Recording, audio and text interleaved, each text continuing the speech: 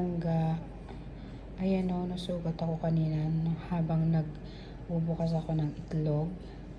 So, yung shell, humiwa sa akin. So, nilagyan ko siya nito o. Itong gamot na cream, antibiotic para hindi siya ma-infection. So, lagyan ko siya ng ito. Lagyan ko siya nito.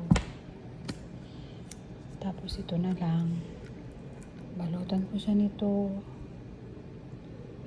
ng gasa saka ng medical tape. Ay, kahirap naman. Yan, ganyan lang gagawin ko para mamaya mag-heal na siya. Diba mga langga? Ayun, sakit to. Sobrang sakit. Ang hapdi niya pag maghuhugas ako ng plato. So, syempre, mahilig pa naman akong magluto. So, masakit yan pag nabasa.